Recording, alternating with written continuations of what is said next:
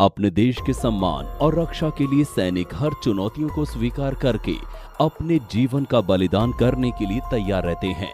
अपनी अंतिम सांस तक देश के मान की रक्षा कर उसे दुश्मनों से बचाते हैं। 1962 में हुए भारत चीन युद्ध के कई किस्से आज भी जीवंत हैं। इस युद्ध में जिस तरह भारतीय जवानों ने अपनी शौर्यता का परिचय दिया, वो भारत को हमेशा गर्व कराता रहेगा।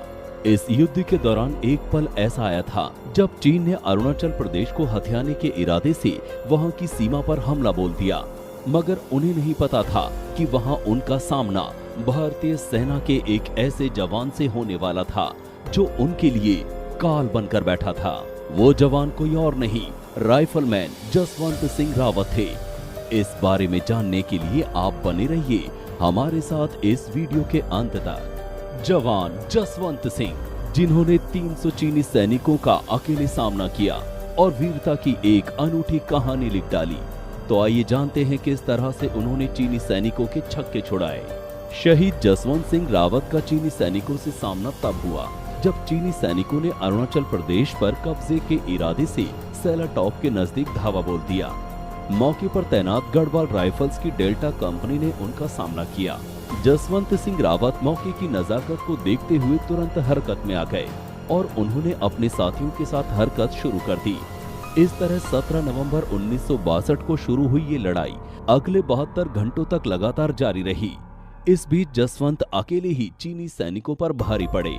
उन्होंने अकेले ही करीब 300 से अधिक चीनी सैनिकों को मार गिराया था। वो चीनी सैनिकों को अरुणाचल की सीमा पर रोकने में कामयाब भी हुए, लेकिन उन्हें पीछे नहीं धकेल सके। कहते हैं कि लड़ाई के बीच उन्हें पीछे हटने के आदेश दे दिए गए थे। दरअसल उनकी टुकड़ी के पास मौजूद रसद और गोली बारूद खत्म हो चुके थे। ऐसे में दुश्मन के सामने खड़े होने का मतलब था मौत को गले लगाना। पर जसवंत तो जसवंत थे। उन्होंने इस आदेश को नहीं माना और अपनी आखिरी सांस तक दुश्मन का सामना करते रहे। ऐसा भी नहीं था कि उन्हें दुश्मन की ताकत का अंदाजा नहीं था, पर वो जानते थे कि जंग कितनी भी बड़ी क्यों ना हो, जीतना नामुमकिन नहीं होता। कहते हैं कि चीनी सैनिकों से लड़ते हुए तब उनके सारे साथी शहीद हो गए, तो उन्होंने तय किया कि वो लड़ाई का तरीका बदलेंगे और नई रणनीति बनाई। उन्होंने दुश्मन को इस बात का भ्रम होने दिया कि भारतीय सैनिक खत्म हो चुके हैं। साथ ही बड़ी चतुराई से बचा हुआ सारा हथियार और गोला बारूद बंकरों में इकट्ठा किया। इसमें सेला और नूरा नाम की बहनों ने उनकी मदद की थी। उन्होंने जसवंत के खाने पीने का भी ख्याल रखा।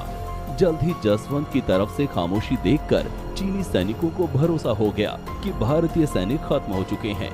वो निडर होकर आगे बढ़ने लगे। जसवंत को इसी मौके का इंतजार था। उन्होंने अचानक उन पर गोलियां बरसानी शुरू कर दी। दिलचस्प बात यह है कि जसवंत को शहीद हुए कई साल हो गए हैं, लेकिन अरुणाचल के लोग मानते हैं कि वो अभी भी जिंदा हैं और सीमा पर तैनात हैं। उनकी मान्यता कितनी मजबूत है, इसको इसी से समझा जा सकता है कि लोगों ने उनकी याद में जसवंतगढ़ का निर्माण किया। अगर आप जसवंतगढ़ गए होंगे तो जानते होंगे कि जसवंतगढ़ में एक ऐसा मकान मौजूद है जिसके बारे में कहा जाता है कि जसवंत इसमें रहते हैं। इस मकान में एक बिस्तर रखा हुआ है जिसे पोस्ट पर तैनात सेना के जवान रोज सजाते हैं। इसके साथ ही उनके जूते रोज पॉलिश किए जाते हैं।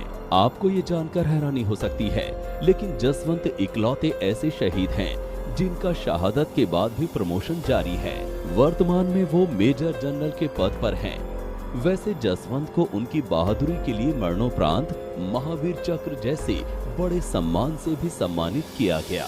शहीद जसवंत सिंह रावत पर 72 hours martyr who never died नाम की एक फिल्म भी बनाई गई। निर्देशक के तौर पर अविनाश ध्यानी ने फिल्म में जसवंत सिंह की वीरता को बखूबी बयां किया है। इस फिल्म को दर्शकों का खूब प्यार मिला था।